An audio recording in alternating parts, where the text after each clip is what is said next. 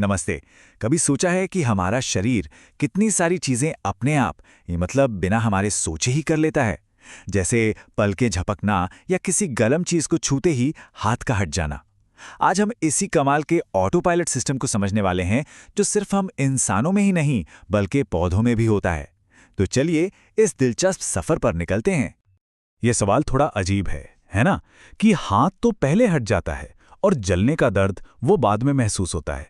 भाई ये होता कैसे है? ऐसा लगता है मानो हमारे शरीर में कोई सुपरफास्ट सिस्टम लगा हो जो दिमाग से भी तेज काम करता है। आज हम इसी रहस्य से पर्दा उठाएंगे। तो इस बिजली जैसी तेजी का राज छिपा है हमारे शरीर के अपने कम्युनिकेशन नेटवर्क में, जिसे हम कहते हैं नर्वस सिस्टम। आप इसे अपने शरीर की इलेक्ट्रिकल वायरिंग की तरह समझ सकते हैं, जो मैसेजेस को एक जगह से दूसरी जगह सेकंड के भी हजारवें हिस्से में पहुंचा देती है। तो देखिए, ये पूरी कहानी शुरू होती है एक स्टिमुलस से। अब ये स्टिमुलस क्या है? ये हमारे आसपास के माहौल में होने वाला कोई भी बदलाव हो सकता है, जैसे तेज रोशनी, कोई जोर की आवाज या हमारे केस में गरम तवे की गर्मी। बस यही वो चिंगारी है जो हमारे रिएक्शन को शुरू करती है। हर एक रिएक्शन असल में एक टीम वर्क है, और इस टीम में 3 मेन खिलाड़ी हैं। पहला है रिसेप्टर। ये हमारी स्किन में लगे सेंसर हैं जो गर्मी का पता लगाते हैं। दूसरा है न्यूरॉन। ये वो मैसेंजर है जो सिग्नल को बिजली की रफ्तार से आगे भेजता है। और तीसरा इफेक्टर, यानी हमारी मांसपेशियां, जो असल में एक्शन लेती हैं और हाथ को पीछे खींच लेती हैं। और पता है ये मैसेज ले जाने वाला सुपर हीरो कौन है? वो है न्यूरॉन। ये हमारे नर्वस सिस्टम की सबसे छोटी लेकिन सबसे जरूरी इकाई है, बिल्कुल एक बिजली के तार की तरह, जो शरीर से दिमाग और दिमाग से शरीर तक सिग्नल्स को पहुंचाता है। गर्म तवे से हाथ हटाने जैसी जो तुरंत होने वाली क्रियाएं हैं ना, उन्हें ही हम रिफ्लेक्स एक्शन कहते हैं। ये इतनी तेज इसलिए होती हैं क्योंकि इनमें दिमाग को सोचने का टाइम ही नहीं दिया जाता। ये एक तरह का बिल्ट इन बॉडीगार्ड सिस्टम है, जिसका एक ही काम है, शरीर को खतरे से तुरंत बचाना। और ये जो पूरा रास्ता है वो इस डायग्राम में दिखाया गया है। इसे कहते हैं रिफ्लेक्स आर्क। देखिए, सिग्नल स्किन से सेंसरी न्यूरॉन के जरिए स्पाइनल कॉर्ड तक जाता है। स्पाइनल कॉर्ड वहीं से तुरंत मोटर न्यूरॉन को कमांड देता है कि मांसपेशियों को एक्शन लेने को कहो।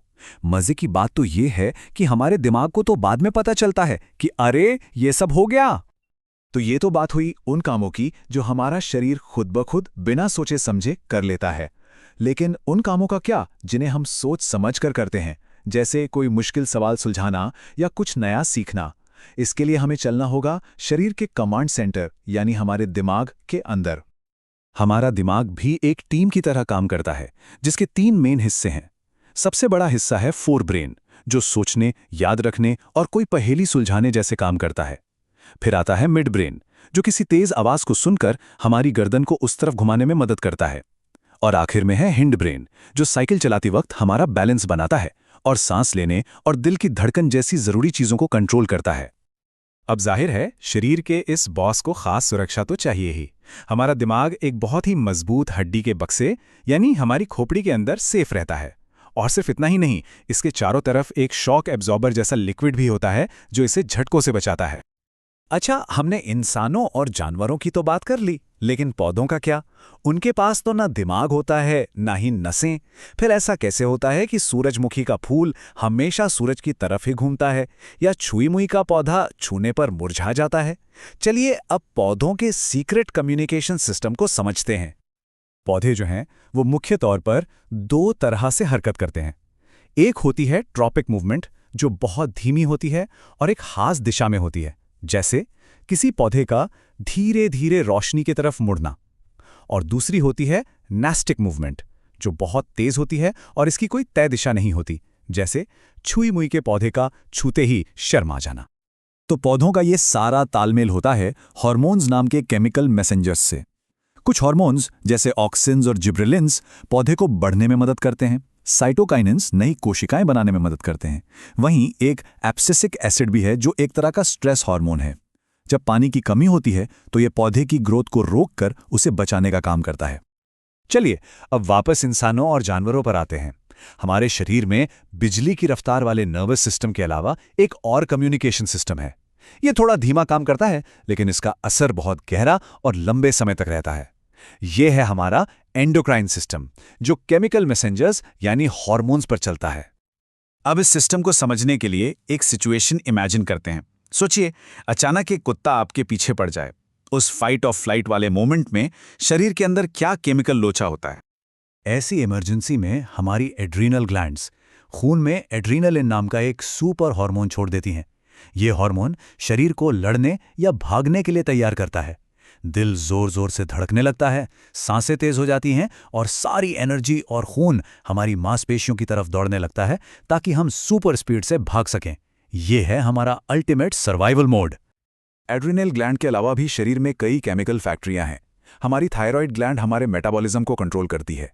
पैंक्रियाज इंसुलिन बनाकर हमारे ब्लड शुगर को कंट्रोल में रखता है। ये सभी ग्लैंड्स चुपचाप पर्दे के पीछे रहकर हमारे शरीर को बैलेंस में रखने का काम करती हैं।